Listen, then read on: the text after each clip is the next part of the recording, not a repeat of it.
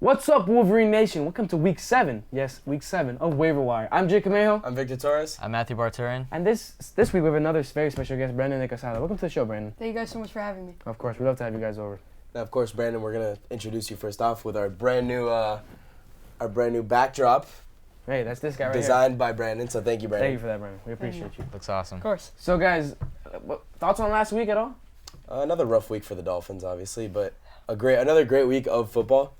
Can't really. Well, who had a really good game? What do you think?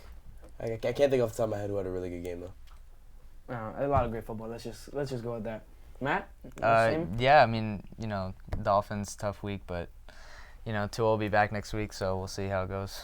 How about New York? Both the New York teams. That's shocking true. the world with 4-2, 5-1. That is true.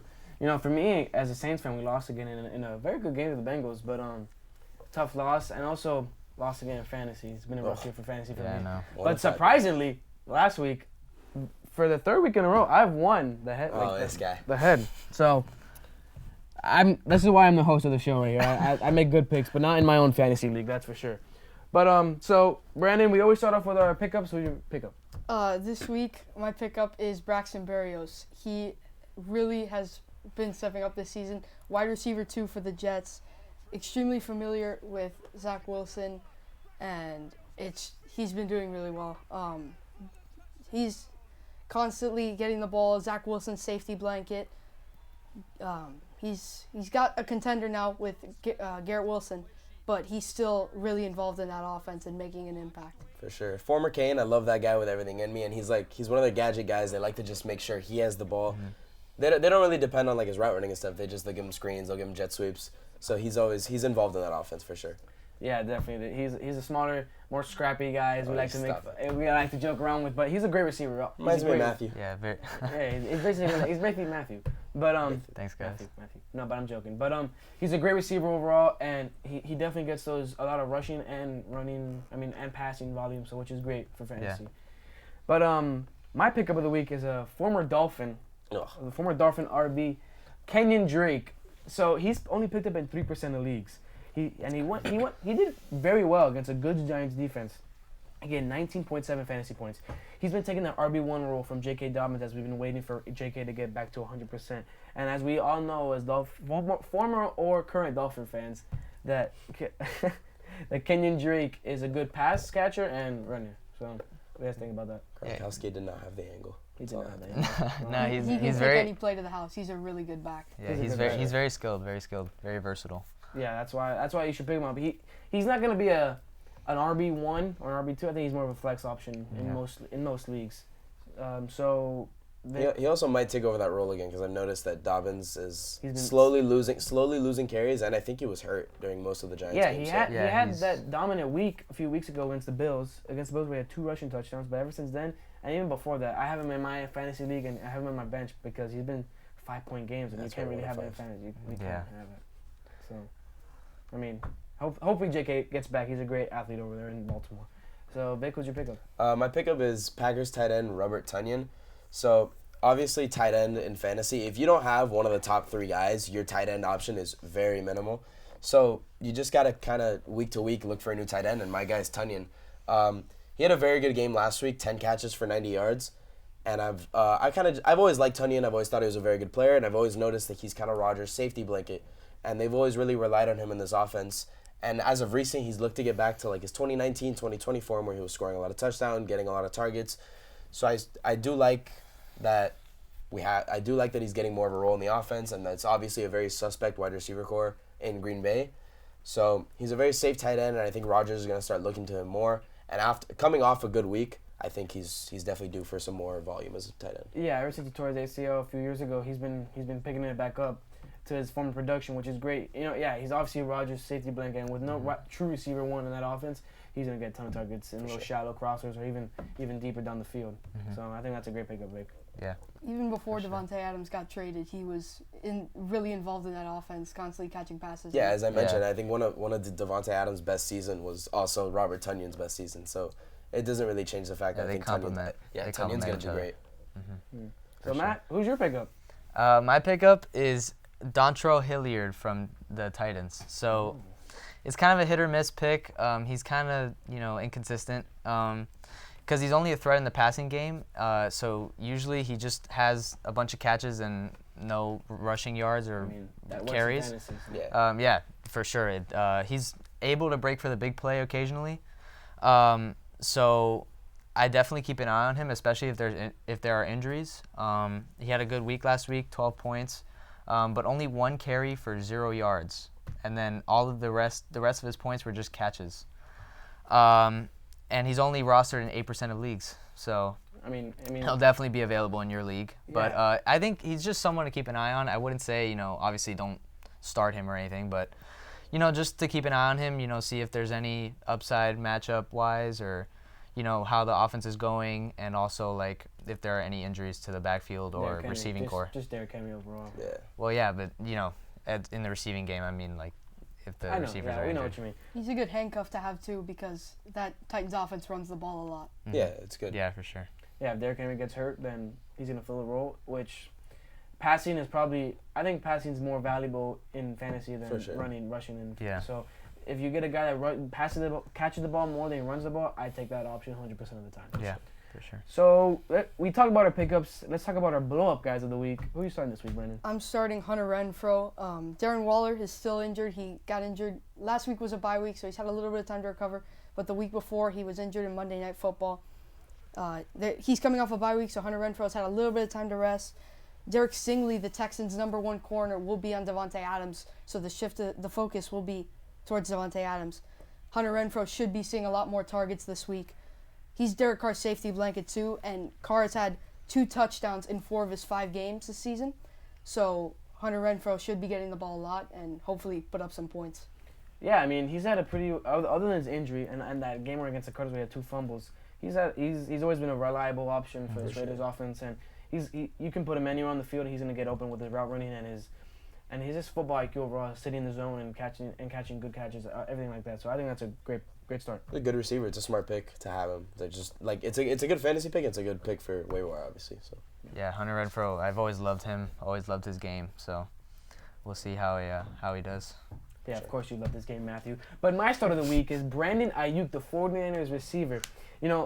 This year in the beginning he was kind of underperforming, 10 points, under 10 points throughout the season. This is another guy I've had on my fantasy bench for most of the year. But last week against the Atlanta Falcons, he had 11 targets, 8 catches, 83 yards, and 2 touchdowns. By far his best game of the year. And I think he's going to keep this production up, going against the Chiefs secondary, which isn't the best overall in the NFL. So, and he's also an insane athlete. I remember it was his rookie year a few years ago. Remember that play where he jumped over, hurdled a Eagles defender to get into the end zone. Mm-hmm. So he's a crazy athlete from Arizona State, and Jimmy Garoppolo's back, and I think they're going to be more conservative with Jimmy G. For sure. So probably more crossers or shallow routes for Brandon Ayuk to go make plays and try to get more yards on the field. What I noticed a lot of was that they were just trying to get him the ball. They threw him a couple screens and the short routes that you were mentioning. They just want the ball in his hands because he's a better athlete. He's a better player after the catch. So definitely. Mm-hmm. Which is volume in fantasy. Yards after catch is super valuable. Yeah, and even if you take away the 2 touchdowns he had last week, he still had almost 17 points, which I'm taking that even from a receiver 1 standpoint. Exactly. Yeah. So I mean, I think he's gonna keep this crazy streak going on for him this week against the Chiefs. For sure. Vic, who's your start? He's back, baby. It's D-Hop. I'm starting D-Hop this week. Kind of an obvious one. He's coming back from a suspension. But, you have a lot of people who are like, oh, he's just coming off an injury. I'm kind of scared of him. I'm not scared of it at all. DeAndre Hopkins has been one of the best receivers in the league for years and years now. I picked him up in every league for this moment exactly. He's going into the Saints. Ooh. And Marshawn Lattimore is supposed to be out. That's what it is. Yeah. Marquise Brown is out. And the Robbie Anderson trade that he just got sent off to Arizona doesn't scare me at all. His workload's going to be small this week, so I think D-Hop is going to step back in and be ready for a huge role. I follow him on TikTok. I follow him on all social medias. He's been working. He's been putting in work behind the scenes, and he's ready to take back the DeAndre Hopkins role. We see that he's a super talented receiver. He's been one of my favorite for years, and I'm super excited for him to be starting on my fantasy roster, and I'm putting it right here. I'm guaranteeing 15 points from D-Hop for your fantasy. Guaranteed. Wow. 14. 14? I'm guaranteeing. That's his projected points. I'm guaranteeing 14 points for your fantasy team with a D-Hop start this week. But that's funny that's funny in my opinion. But we'll talk about that later. So, okay, Jake. I mean, obviously Diop's a great receiver, so let's see how he does this week. But we'll see later what we think.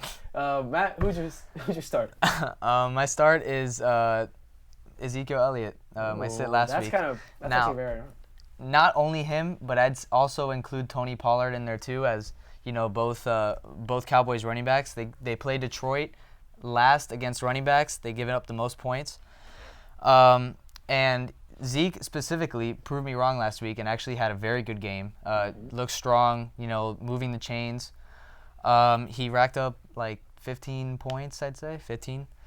And also, Tony Pollard gives that big play threat that Zeke normally doesn't give, but Pollard also gives the big play threat, which is also another reason to consider him with his involvement in the passing game as well. So I think both of those guys are going to have a good game to a defense that gives up a lot of points to running backs. Yeah, I mean, we talked about this last week when we were talking about sitting him. He doesn't give the big play threat, but he's more of a 4 yards kind of runner, and he in the goal line he's gonna be tearing it up. And when you give a guy that much money, you gotta let him eat. You gotta let him eat. But I mean, he's been kind of inconsistent past few seasons in fantasy, but he stepped it up last week against a very good Philadelphia Eagles defense. Yeah. So I think he's gonna continue eating. He's gonna continue eating this week. I agree. I'm pretty sure that it's like proven that Zeke does significantly better when Dak is in, and if I'm not mistaken, Dak is coming back this week. That's what they expect him to come back this week. Assuming he plays, Zeke is a great start, and even if it's just Zeke or Pollard, they're both good options with Dak. Yes, so, for sure. I love it. I mean, even with some injuries on the Cowboys' offensive line, I still think he's gonna do great, even no matter what team he's playing against. So we're talking about our blow-up guys, our guys we're gonna put on our fantasy roster and starting lineups for us to win the game. Brendan, who's the guys who you're not gonna do that this week? I don't like Terry McLaurin this week. Packers allowing the least yards per game in the NFL this year.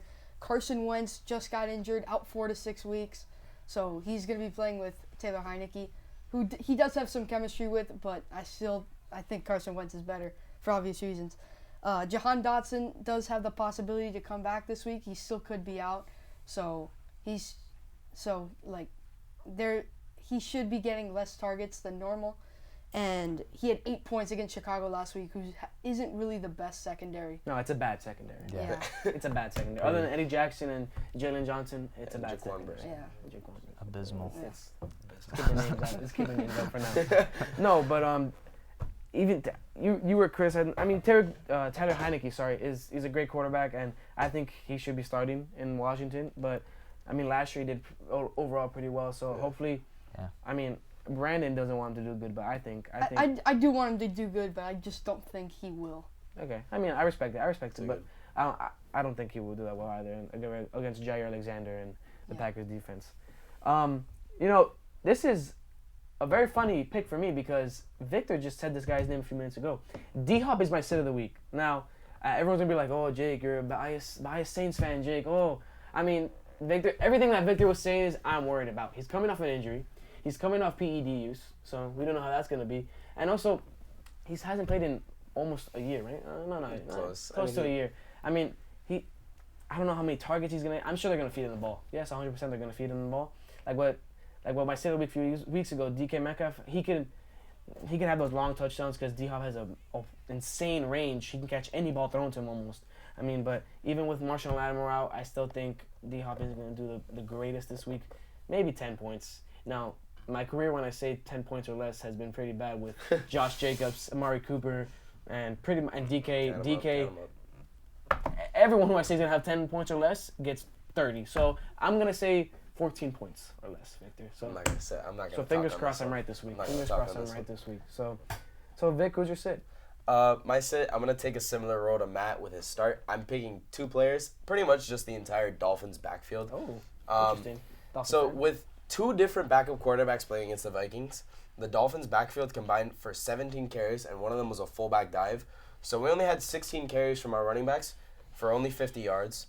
So with Tua, obviously we've consistently been throwing more, and I don't see the both of the Dolphins running backs doing too much against a very good Steelers front 7, and are pretty injured and just bad O-line. I saw on PFF this morning our starting right tackle had a 1.5 grade. That you pretty much get 1 point for stepping on the field. So our O-line is about as bad as it could be right now. And don't get me wrong, I love Raheem Mostert, I love Chase Edmonds. They're very talented players, but if they don't get work in the receiving game, which you can't expect both of them to get work in the receiving game, they're both not really going to do too much for your fantasy team. And again, as I mentioned, the Steelers' front seven is really good. And I know there's some injuries there, but it's still a very stacked front seven. It's one of those very well-coached front sevens that will give you trouble for your whole game. So I'm sitting the Dolphins' backfield in general this week. Yeah, the last game we saw Tua in was the Bengals game where he got injured with that concussion. But we also saw Chase Edmonds drop a few passes that won the end zone earlier in the game that could have been a game changer. But I mean, I think that's a great pickup. I mean, great sit. The Dolphins O-line, I mean, you guys got a few additions, including my left tackle, Teron Armstead, who's been injured a lot. And Another thing, exactly. We don't even know if our best offensive lineman is going to be back this week. Can we trust which side of the line can we trust to run to? So it's exactly. And the Steelers front seven just beat Tom Brady and the Buccaneers, which have an amazing offensive line and amazing running back group. So, I mean, I don't know how good the Dolphins can do this week. I hope they win, obviously, but I'm sure they will win because the Steelers offense is someone to sit. The whole offense is abysmal, as Matt would say. But I think that's a great pick right there. I think the increased workload for the running backs in the last 2 weeks is because they've had backups and they've been worried about passing the ball as much. So I think now that Tua being back, their workload should go down. For sure. Yeah, the Dolphins passing we're game. going to be throwing a lot more, and obviously Tua's coming off the concussion problem, but I don't think that'll scare us at all from testing this dicey Steelers secondary, because that's where most of the injuries are. It's Minka, Okilla Witherspoon, Cam Sutton. Like, it's a suspect secondary, but that front seven is crazy. Yeah, crazy. It's a wall. Yeah, so Matt, who's your guy that you're not starting this week? I'm sitting Christian Kirk from the Jaguars. So he started out the season very explosively, had a bunch of big games to start out the year, but then the last couple of weeks he's just gone way down. So his stats the last 3 weeks are 7 receptions, 95 yards, and he had a touchdown last week, which brought him to his first double-digit point game in the last 3 weeks. So I think this drop-off is something to definitely worry about with targets and production overall. And he also plays the Giants this week. The Giants have allowed the least points to receivers so far this season. So combined with that and with his drop-off in production, I'd say definitely sit him for this week. Yeah, that strong start he had to this season was blowing everyone's minds because everyone was saying, why would you pay a guy who is more of a receiver 2, receiver 3, $17 million per year? Yeah. He was proving everyone wrong, 25-point games in back-to-back weeks, I'm pretty sure. But ever since that, you're right, his production has gone from sky high to, And I don't really know how to explain it either because, like, I don't know. Trevor Lawrence had a great week last week. He had, 3 touchdowns?